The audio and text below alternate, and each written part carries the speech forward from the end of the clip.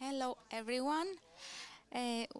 We would like to welcome you to the third edition of AGORA Series. We are very happy and pleased that you are all here today.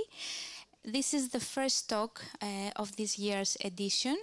It's a case study presenting Kabul, a series that was exclusively filmed in Greece and will be aired at COSMOTE TV beginning of 2025. We would like to thank all the team, the board and the administration of the MOMus Museum of Photography. We are very happy that we returned to this space. And I will quickly introduce our speakers for today. So from the French part of the co-production, we have Sandrine Paquot, she's the executive producer. We have Fabienne Servan-Schreiber from Cinétévé and Faye Tsitsipi from COSMOTE TV. Our moderator today is Jacques Dim from Deadline, and I will directly give the floor to the speakers. Thank you very much. Thanks. Hello, everybody. I'm Zach. I'm one of the international reporters at Deadline. This is my third time in Thessaloniki, so it's good to be back. And yeah, I love this setup in this museum. It's very cool. But yeah, obviously we're talking about Kabul today. It's a really interesting project. The way that it's been set up, it's so international. It's really unique and kind of groundbreaking in a way. So I guess it's probably best to start if my wonderful panelists want to sort of introduce themselves a bit and tell you what they do. Would you like to start? Yeah. Okay, hello. I'm Fabienne Servan-Schreiber. I'm one of the producers of this series. We were 4 producers, 2 companies, Cinétévé, which is my company since 41 years, independent, which is quite rare in France, and a young company, and I'm sorry because Matthias Weber should have been here, but he couldn't come, and he would have been a young figure. It's better for the audience. And his company is called 24-25 Films, and with Thibaut Gasse, there are 2 associates. And in my company, there is a woman called Charlotte Ortiz, who was producer with me. And I introduced you Sandrine Paquot, who was the executive producer, and without her, nothing could have been possible. She was great, great, great. I think you just introduced me, so hello, glad to be here, thank you. Hi, I'm Faye. I'm part of COSMOTE TV and also a co-producer in this amazing project that we completely shot in Greece, along with the very important help of Blonde and Fenya Kosovica, of course, who is also our partner. She's not here today, but I must say that she was she was a huge part of the project. Awesome. Before we start talking, I think we've got a little clip from the series that I think we can show. I think it's in French, no? I'm sorry, we didn't have time to.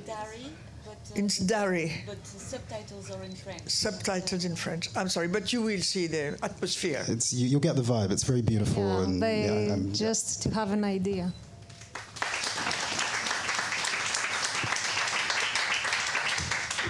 It's a great clip. So the series is about the fall of Kabul. Just for our audience members who don't read French, I wonder if you could give us a sort of broad synopsis of the themes and what the series is really about.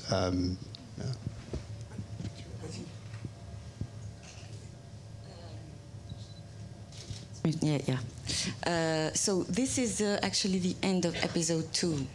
So it's just an extract. And the series is about the fall of Kabul, what happened in 2021 when, the Taliban entered Kabul, when the Americans and NATO haven't left yet. So it was a surprise for everyone, and I think everyone remembers, it was on all TVs and in the news that people were trying to climb on planes and to escape. So it's about everyone trying to escape, and the series is mixing different plots. It's about an Afghan family, obviously. So you can see the daughter who is working in a hospital. The mother is calling her. She's at the French embassy because she wants to escape with her husband. Her son is used to be in the Afghan army, but he's also working for the CIA to infiltrate an ISIS cell because they're trying to stop, the attacks that will happen. And also there's a French plot with all the evacuation of the French embassy. This was a real story. And Italian plot, which was inspired by a real story. It's a young Italian consul who was actually just a young diplomat, and they just, named him as a consul at the last minute. And he was really shy and nervous and very stressed, actually. And he finally became kind of a hero because he helped, to evacuate like thousands of people. And there's a German story, which is more, I would say it's more fictional. So it's about a BND agent, so it's more secret services. And she's coming back to Afghanistan because she wants to save Afghan general who saved her life. And then there is the CIA and American plot, which is involved with, the Afghan guy and ISIS, and they're trying to leave Kabul with doing some heroic last thing, which will not really, it was not the case, actually. So it's mixing plots of, it's a kind of a classic in the series, but it made the project European because we have all these plots that were connected to to different stories from the different countries that participated. And it was written by Olivier de Mangel and Thomas Finkelkraut. How did the series come into fruition? Were they commissioned, or did they write it and bring it to you? I'll tell you, I'm sorry I took notes because my English is not so good. In fact, everything started in this country. And so we are today invited by the Thessaloniki Festival and the European Producers Club, and it's very great because it ends here today. And as Sandrine said, everybody remembers where you were on the 15th of August 2021. And I was in Tinos, in holidays with my family. And from the 13th of August, I was busy looking for money so that one group of Afghan artists could buy tickets to come to France. They had an exposition in Marseille. We knew them, and we wanted absolutely them to get out of this city. They had their visa, but we needed money. This was the 13th. So the problem is that the 15th, there was no more planes. So I started to talk with the military authorities. I had to spend a lot of time with email and messages with the highest French authorities. I was not alone. A lot of people did that. They wanted to save doctors, nurses, friends, artists, and so on. Everybody was talking to each other, exchanging information, and we were extremely involved in this, I don't know what. So I started with the French people, then the English people, then the American people, then the Qatari people. It was an impressive experience because you are on a holiday in your beautiful country with its blue sky and blue sea, and you have live images on your mobile from people who could be killed every minute, and you are absolutely comment on dit, impossible. you're completely powerless. And they write to you. They said, my bus is blocked. What do I have to do? Where do I have to go? And you are with your Greek salad and the sunset, and you can't do nothing. So we decided with Matthias Weber, the other producer, because we were having holidays together, to make a drama about this series, and in fiction, because you can tell many stories through fiction. Do you understand my English? Or yes. No? Okay, all right. I'm sorry. So this was August. In September, Matthias called Olivier de Mangel, who is a very well-known script writer.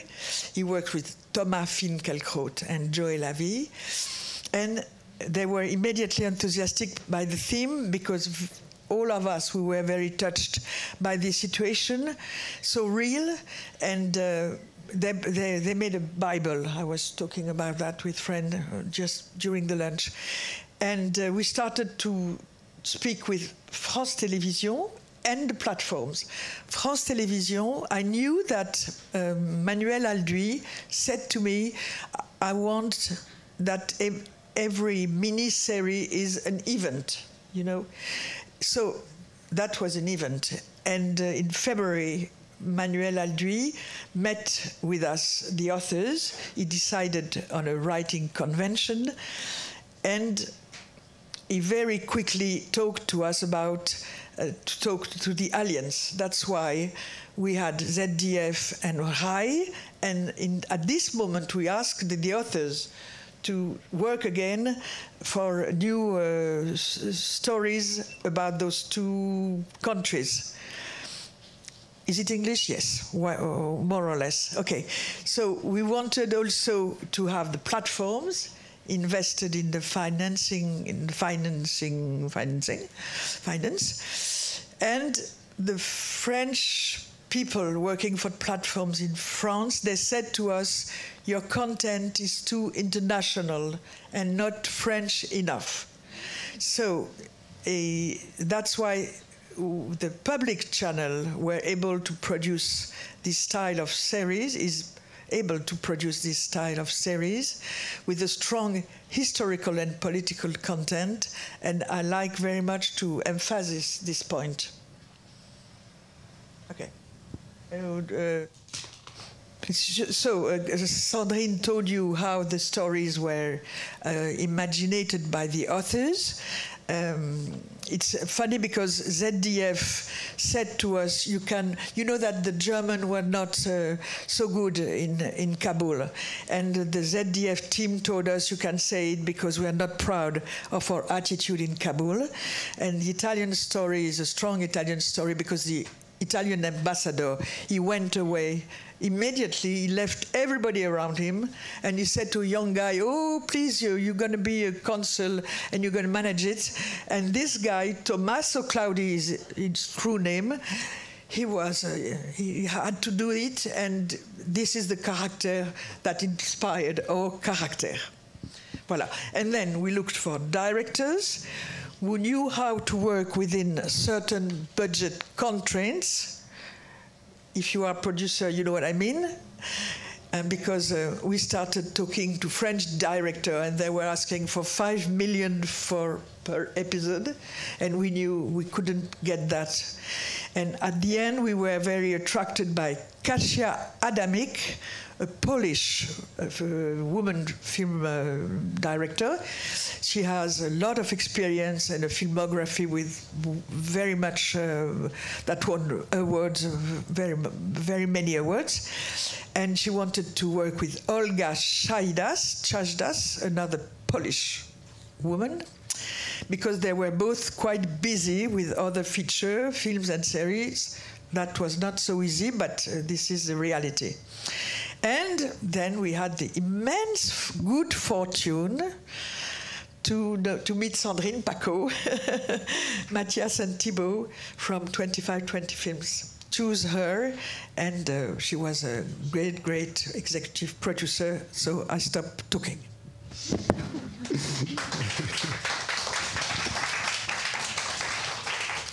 Wonderful, wonderful. A lot of really interesting nuggets there. I'm really intrigued that the streamer said it was too international. I don't think I've ever heard that before, but we'll come back to that.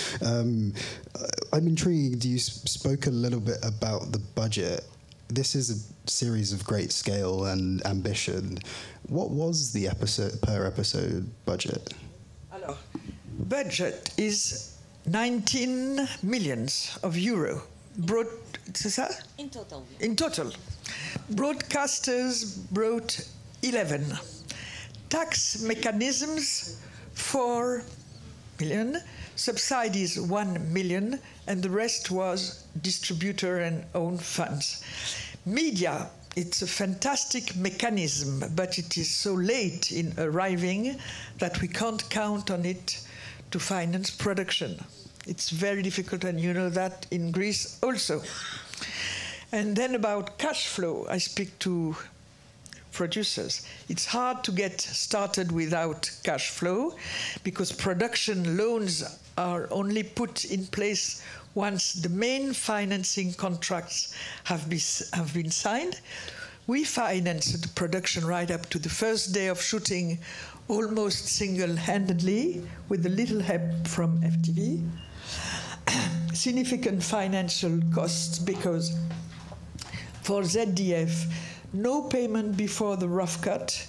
The German financial system does not allow us to avoid a 15% tax that can be reclaimed in 15 months. And for RAI, no payment before signature of the contract, which we have been waiting 13 months for. So we are now delivering the series without an Italian contract. This is not the fault of the editorial team. They are wonderful people, but the RAI has drama department and financial department, and they don't speak together. The editorial said to us, we go on, and then they have to convince the others, and sometimes, even for Italian series, they don't say the same number that what have said the editorial department, so it's not easy. And it's true that they dream of changing this mechanism, but it's not done.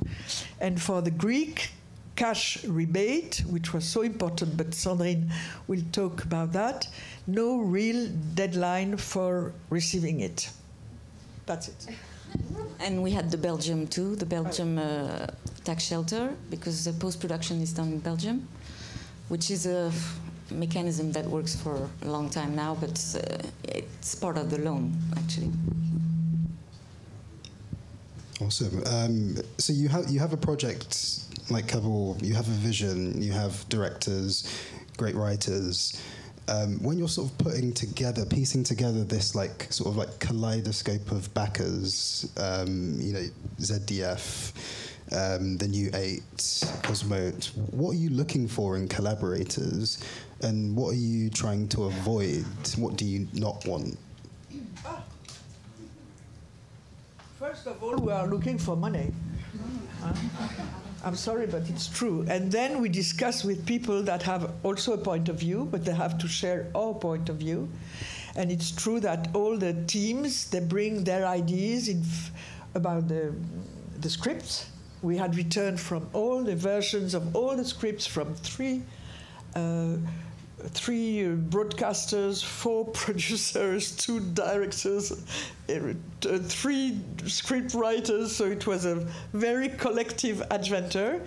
Then the broadcasters, yes, they give their point of view, and we discuss, and it's normal, and it's nice, because they are strong and nice people. Is it your question? Do I answer to your question? Okay. So that's it.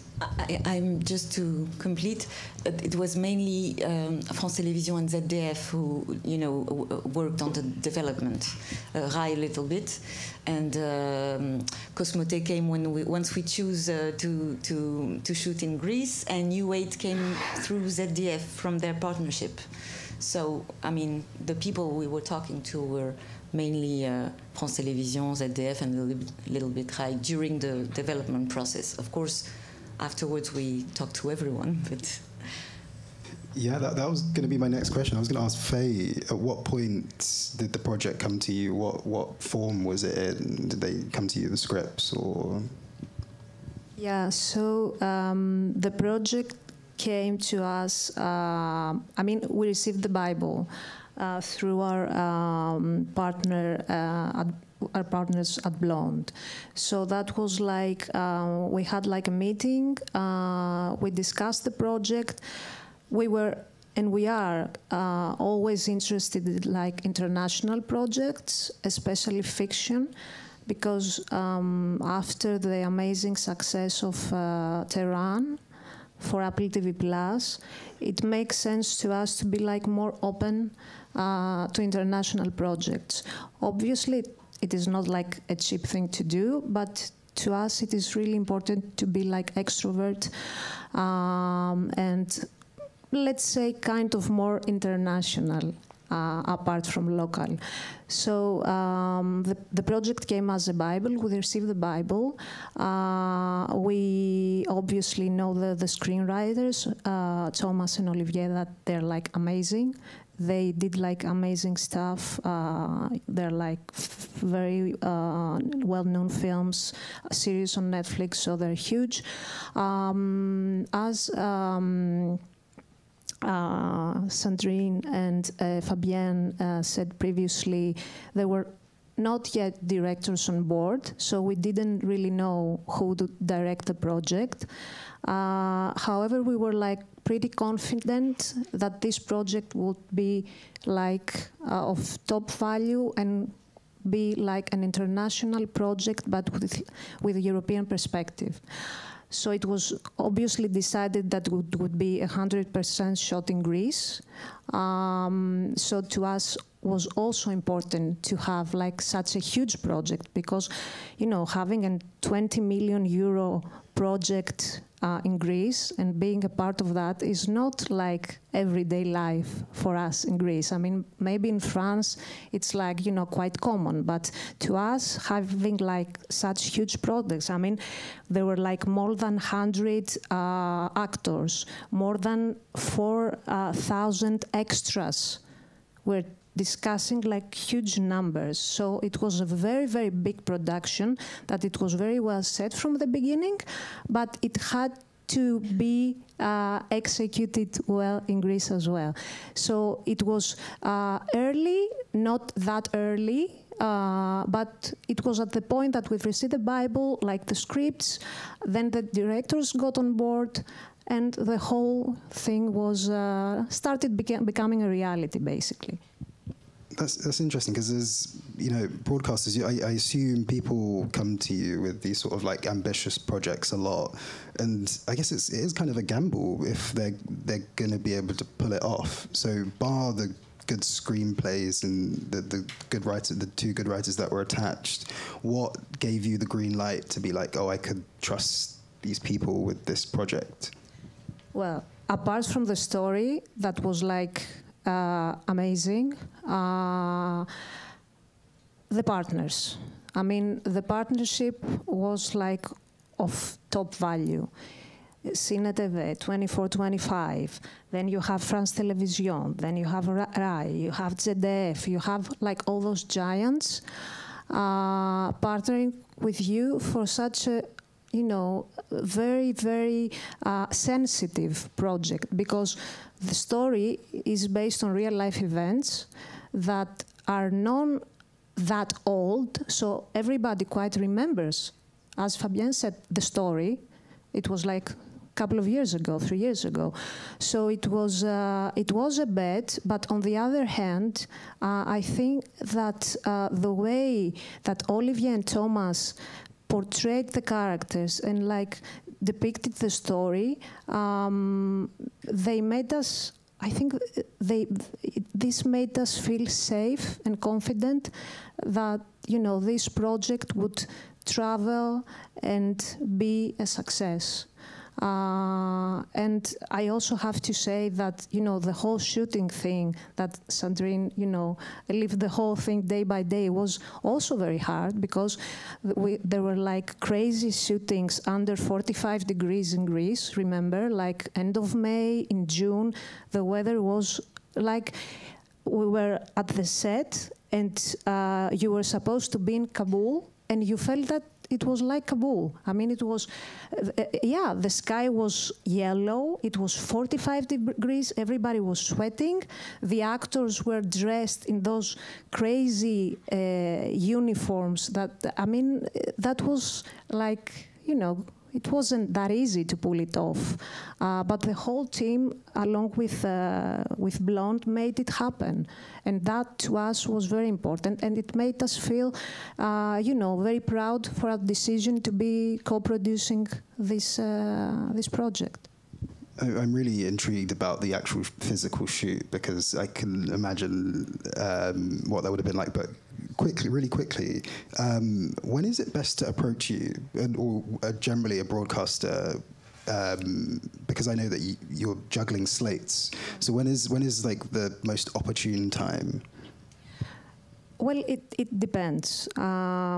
We are a pay TV operator and a streaming service, so our main focus is being present in this part of the business. But over the last few years, we've decided to produce and co-produce fiction, movies, and documentary. So we do have allocated budgets for that. We try to kind of book our appointed projects, up until mid of each year, but we are, always open in receiving, feedback from our producer friends, screenwriters. We mainly work with producers, so we are not really, a production house. So it makes sense to come quite ready to us. And we are also very open, and I think that Kabul is a very, it states that as well, that we're very open in co-production. So we did that locally. Now we do that internationally. So I would say that up until mid of each year, it's a good timing to reach. And so to make it happen. Cool. This series, like most series now, has a lot of producers on it. I guess someone might say a lot of cooks in the kitchen, but I don't think there's a showrunner credit on this. No, I wondered why there wasn't, and what was the story behind that? Yeah, that's a good point. It was actually one of our, issues to find a way to make this work. And at the end, I can say it was probably good for the project, but it wasn't easy. So, and also, it's not common in France to have a showrunner. So it's not in our culture. We have usually, writers, directors. They write their own story. They direct it. They're like the boss of the whole thing. So this is very French. I think it's changing, and probably for the good. But for now, that's... So actually it was more a kind of a producer's project from the very beginning. And of course, the writers were, essential in the process. And then the directors arrived and they gave, their touch and to transform everything. So the real stake was to make sure everyone was looking in the same direction and to get a proper vision, of the project. So sometimes, of course, when you have, that much of people, there are some compromises to do. But I think everyone was always thinking, the best for the project. So it ended up working quite well, and it's still the case during, the editing and everything. There are many questions and everything, and I think maybe it even pushed further the project because you have different visions, so you question things, and at the end, I think it was positive. Is there anything, I wonder, that you would maybe do differently about how you've built this series now that you think in hindsight? Yeah, we talked about it, and probably getting involved a director much earlier in the process, since the beginning of development, or a showrunner or whatever, for sure. I think, yeah, because we even though we can say it was positive, obviously during the process it wasn't easy, and also because the broadcasters were also, having opinions and everything. But yeah, probably getting a director since day one during the writing. And a lot of script writers like to work early with directors, so when we can, but it's not easy because you never know what is the calendar of the production, and so they can't say I will be there if they have another opportunity. So we have to manage with all those people. Obviously, the series was shot exclusively in Greece. Can you tell us where in Greece? And we shot in Athens and all around Athens. Piraeus and all around. So we didn't go in a beautiful island or anywhere like that. But you traveled before, and before choosing Greece. What was on your shortlist of countries? Okay, so actually I came quite early in the process. So we had only one pilot written, draft one, and the arch. But we had to think of where could we shoot Kabul. So I first explored different countries, without going on scout, just to get pictures. So I started by doing a lot of research to have like a kind of a mood board and the different locations that we were looking for, because this was, the only way to ask different production service companies to send pictures and everything. So I explored like Spain, India, even Kazakhstan, Saudi Arabia, South Africa, and I ended up by going on scout to Morocco, Jordan, and Greece. What was complicated is that, and actually that also evolved during the process of searching the right country. Because when you look for Kazakhstan, you realize there is not even a single camera there, and you have to bring everything and everyone. So we realized that we needed a country with a strong industry, to have crews, to have equipment, and to have also English-speaking actors. Because otherwise we would have to bring everyone, and it was already quite complicated. So that was one thing. About the locations, we needed military support for sure. We needed to have access to military bases and planes and vehicles and everything. We had to use fake guns, so we had also the procedure are not easy everywhere. And of course, and that was really important, we needed incentive. So that was also part of the research. And I must say that Greek, just had it all. And even though, we were looking... another thing was the extras, the ethnic type.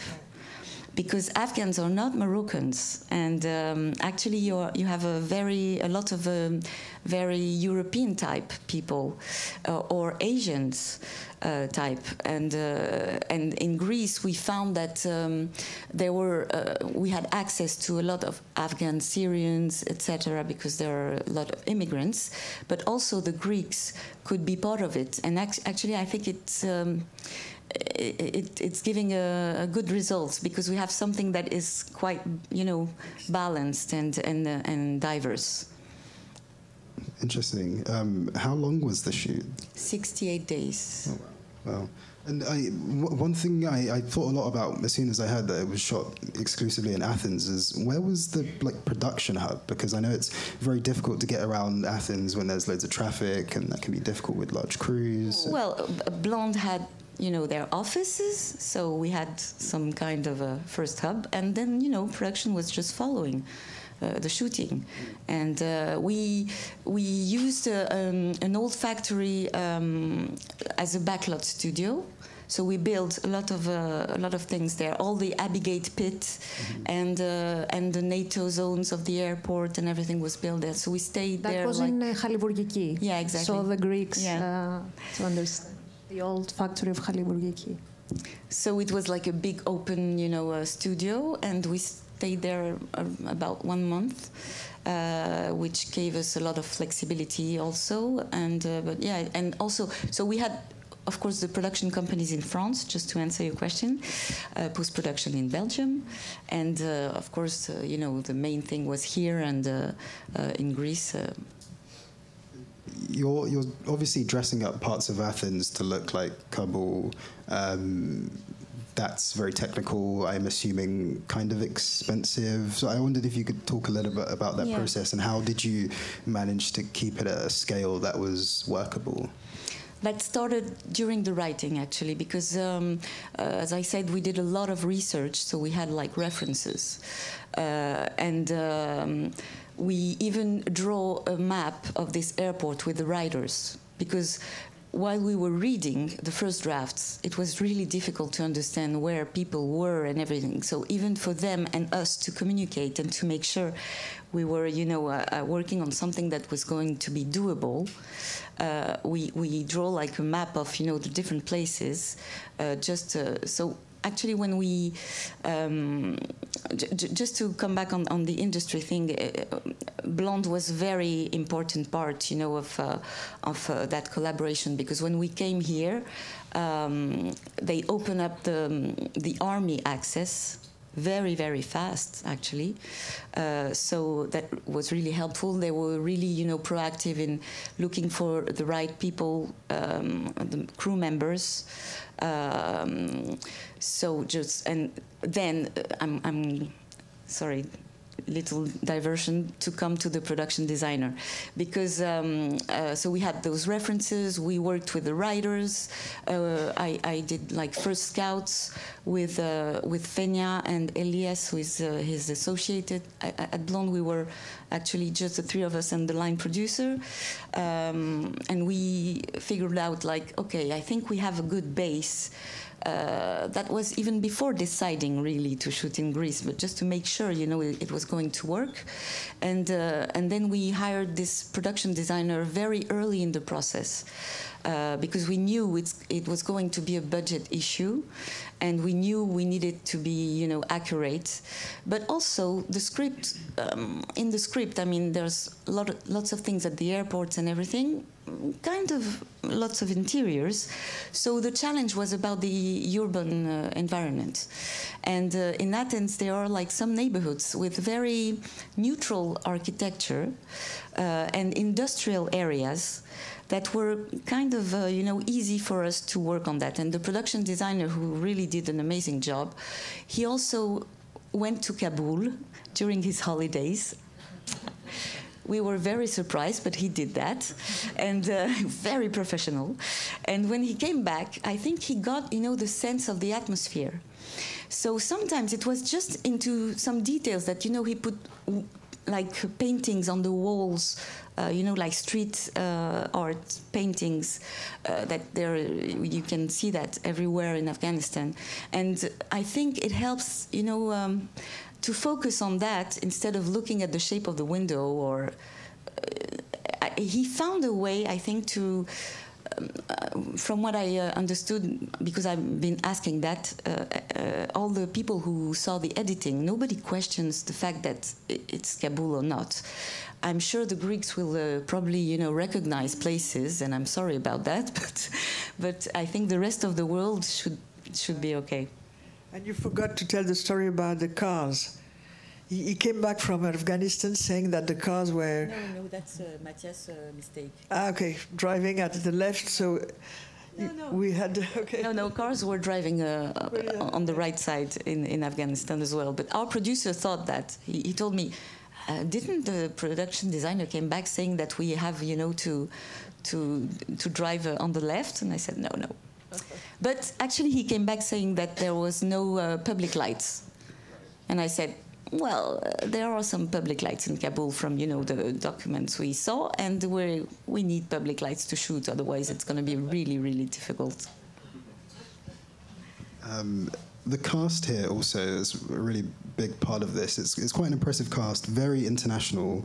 You have people like Eric Dane, the American actor, Jonathan Zakai, Ludwig Block-Checkberger.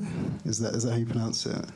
Blockberger? I'm not German, so I'm not sure, but we'll have to I would ask our say it German that way friends too. after. Yeah. What was the casting process like, and why lean so international? What is the sort of advantage of that? Because they are coming from other countries. So there are storylines. There is an Italian storyline, a German storyline, American storyline, a French storyline. So they had to be from those countries. But France Télévisions, they've asked us to get cast coming from the world of series. And they said, usually when you do, for example, 90 minutes unitaire, one film, on the French TV, I don't know what it is in your country, but private or public TV, they ask for very popular actor and actress well known from the public. It's one category of actor and actresses. For this series, Manuel said, I want to get one name and then the title of the series they've done before. So it has to be in such level. Is it English? Yes. Yes, that was the structure of the script and the financing, because of course the broadcasters, they all wanted some people, to, and I would say that except maybe for Eric Dane, who is really an international big star, I think it's really balanced, because all those people, they have like the same kind of fame, experience. We know them, not like Eric Dane, but we know them, we've seen them somewhere, and it's, there is no one really more important than another. I'm talking about, of course, the main cast. And we worked with a really amazing casting director in France, who is called Mathilde Snodgrass. She's French and American, and she worked in many international projects. She works with Pablo Larraín. She did like Jackie and films like that. And so she has contacts everywhere. And that was really important, because we had a very, very short time to do that casting. And we had also to find people talking Dari.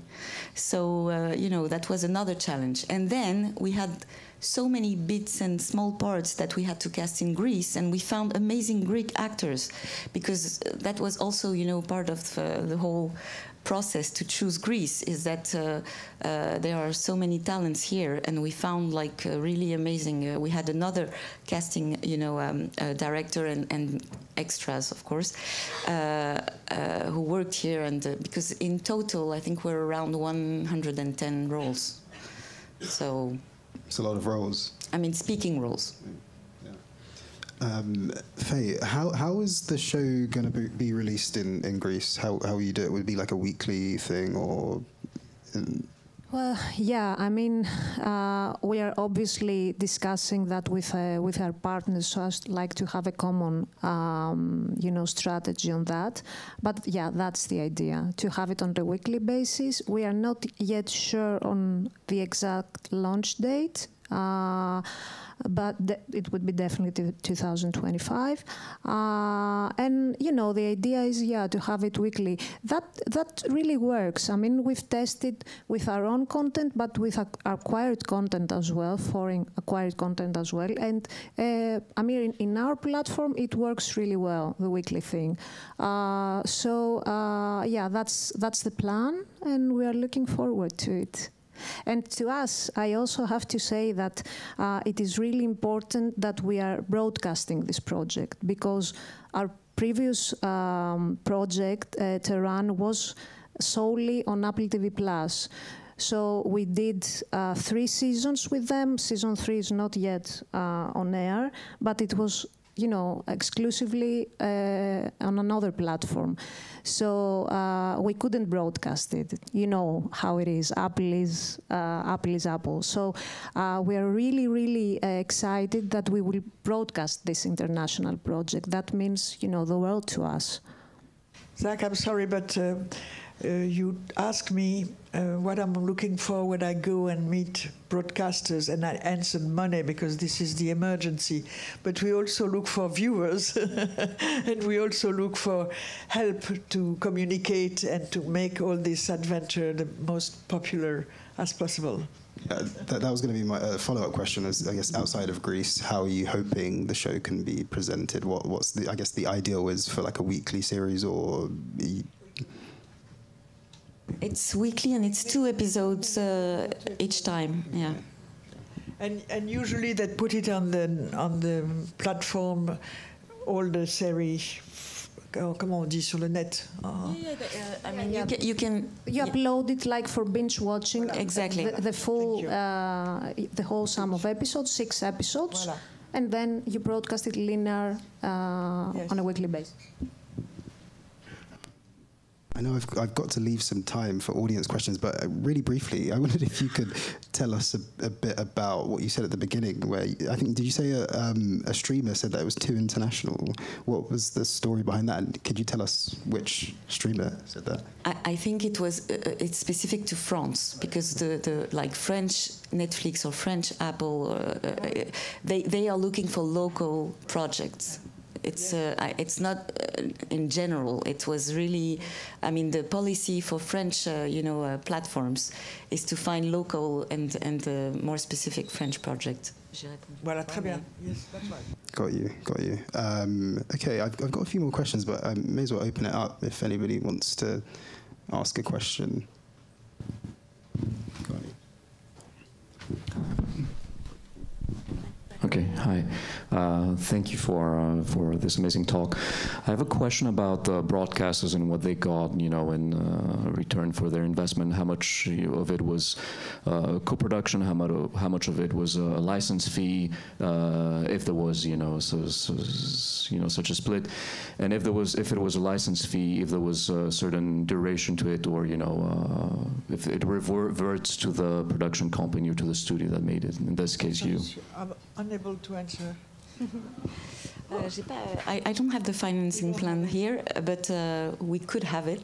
But I think I'll tell you. Okay. But is there there is a co-production, but there is for sure. Yeah. Pre-buy, and then you discuss months and months and months about all the network, the platform, the things, and percentage, and it's a nightmare. Okay. So I don't do it, as you can see. Yeah, there is Catherine Cahen, who is very talented at Cinétévé, and she's in charge. It's better for everybody. I'm sorry. No, it's thank you. Hi, I'm Greek writer, director, and I have a question for Faye, one for Tehran and one for Kabul. What was your investment in Kabul in a 19 million euro production? And in Tehran, since you didn't broadcast, what was your investment and what was your payback? Okay, so obviously cannot discuss numbers; they're confidential. Oh, okay. But percentages. Okay, what I cannot do that either, because it's. I mean, I can say something though that can help you. So for the previous project, the idea was always that was always a plan of entering the international co-production.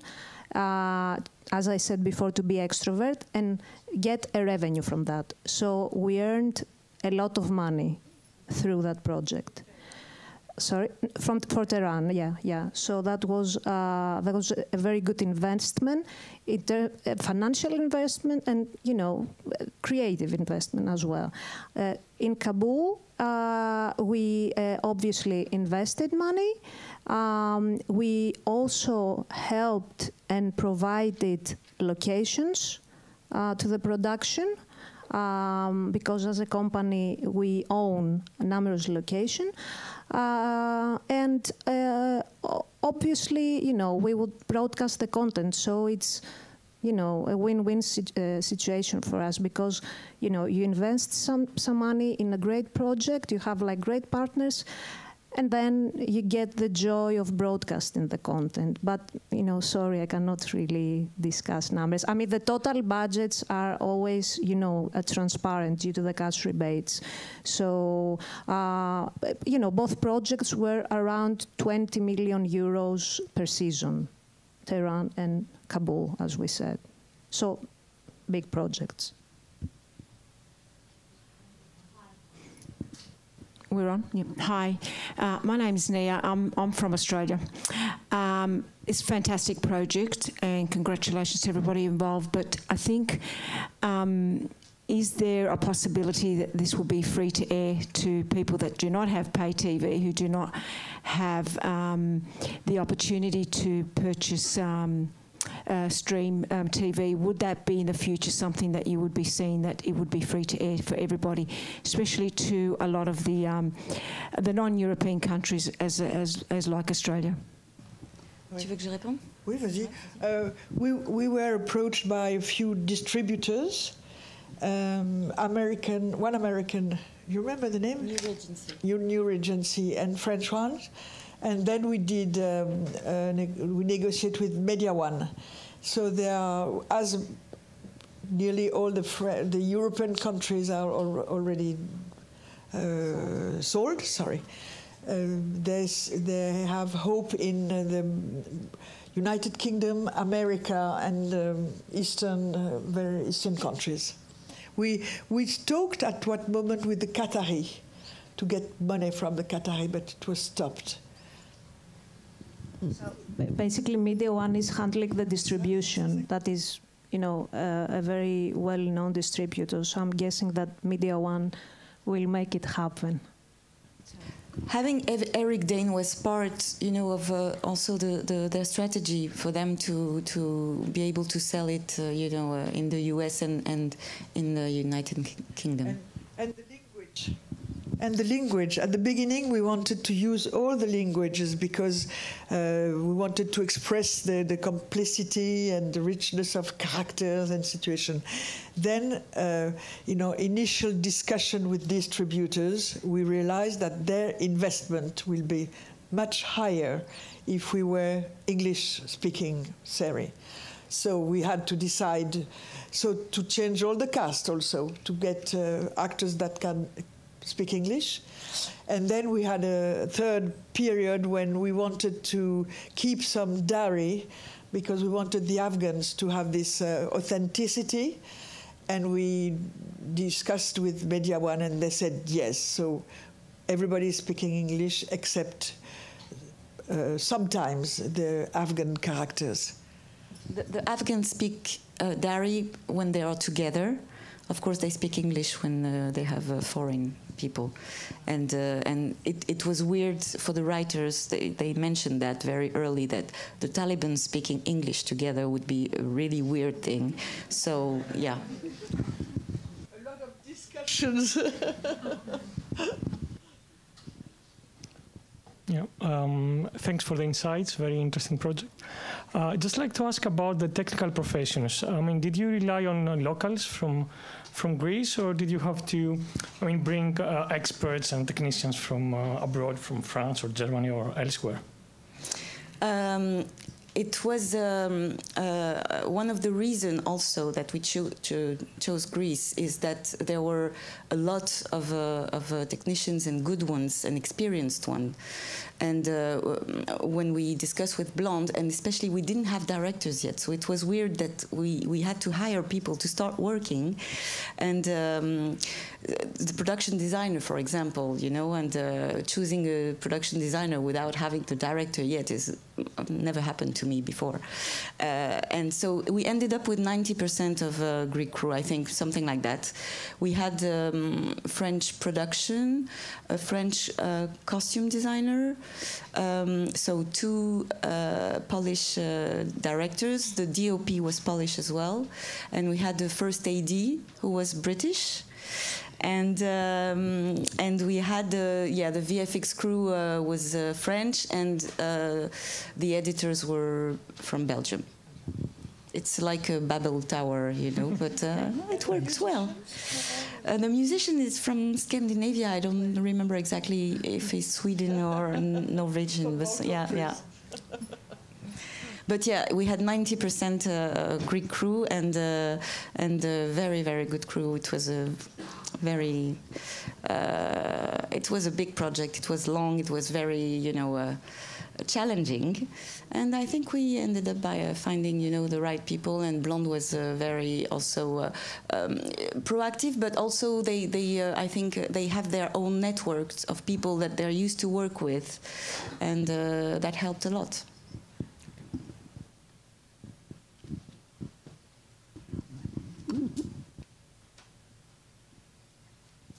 Any other? There's one. Hello. I would like to ask, now that you've filmed such a big European kind of kaleidoscopic project in Greece, do you see future for these kinds of productions to be happening more? Would you be interested in working more in Greece? I have 2 projects that could be partly shot in Greece. One is, it's not Cell already, but I have one German partner and somebody very much interested in France. It's about the financial Greek crisis. So I don't know if I will succeed, but I suppose we're going to have to shoot here. Not only here, because it's also Berlin, Paris, Athens, and so on. So it's written by the authors that wrote for me the series Parliament. Maybe you don't know it. It's a comedy. We are now at the 4th season, and it's a comedy about European Parliament and the European institutions. And it's quite famous in our countries, and we had a lot of international prizes, a co-production with Germany and France and Belgium, okay? And the second series, but I suppose I'm going to go in Spain, but it's not sure now, but there is also a good rebate in Spain. It's a story that takes place in the middle of Mediterranean. It's the story of a boat that goes and rescue the refugees. So maybe we're going to come and shoot here. And I hope I will have some Greek partners, my dear broadcaster. Always a pleasure, Fabienne.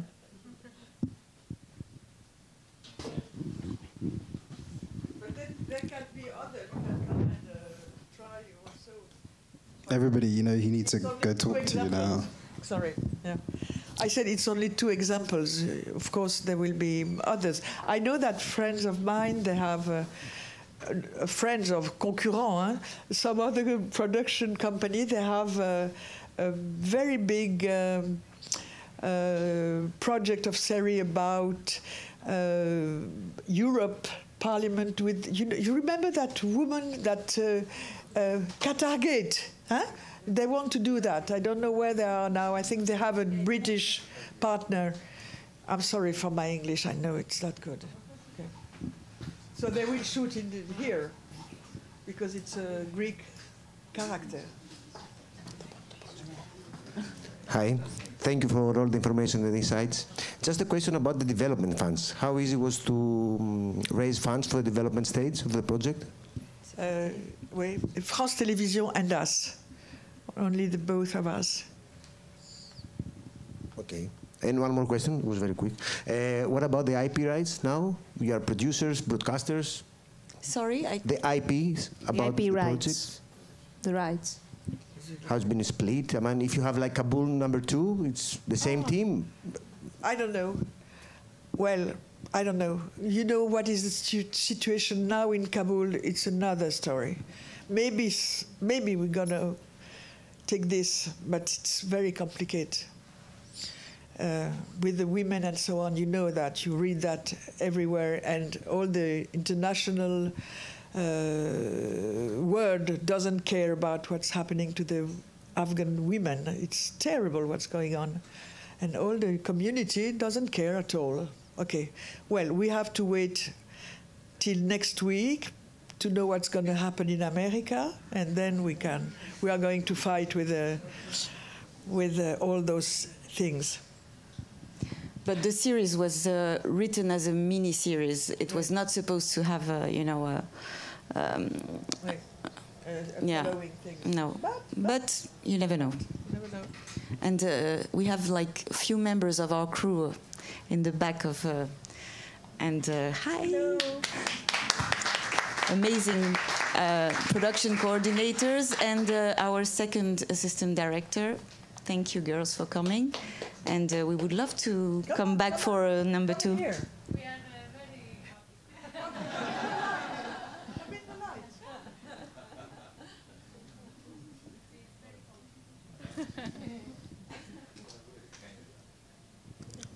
Any more questions? I've got a few, so I can finish up if nobody else has one. We're good. Cool. A question I thought a lot about was, obviously this is something that happened in recent memory.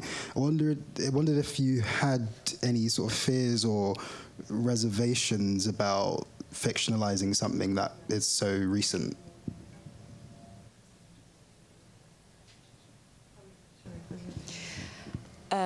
First, we were very conscious that we couldn't do like,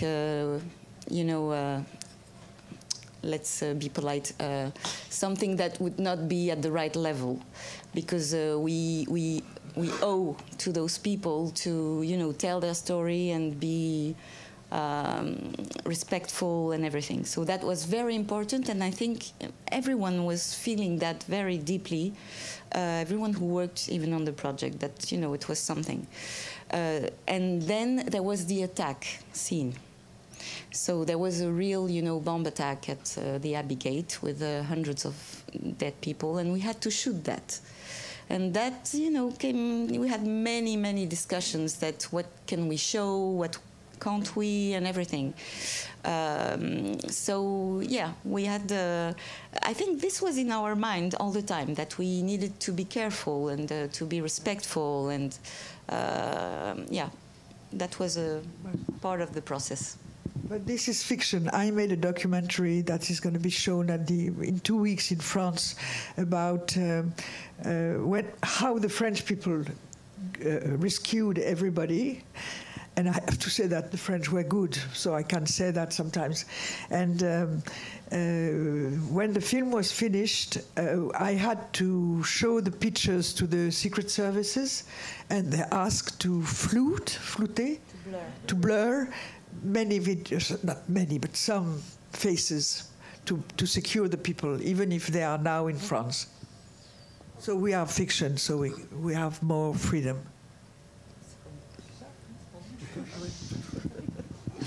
The Secret Service's point is interesting. This is a kind of a silly question, and I actually don't know if this is true, but someone once told me that if you're making a sort of fictionalized story that involves like secret services like CIA or MI6, like they kind of like poke around a bit. Did they poke around this production at all and tell you that you couldn't do things or you could do things? Really, I don't know. I think, and we made fun of that with Fenya, a blonde producer, that we were for sure someone was listening to our phones. Because when you type all day on your, bomb attack, Taliban, Kabul, on your computer... It's the AI finds you. For sure. Yeah. I hope so. And she was working on Tehran, so she said, okay, Mossad is following me, and now, probably France and CIA and everyone, so... Great, great. Any last questions from anyone? Cool. We okay? Okay, cool. Thanks for joining us. Thanks.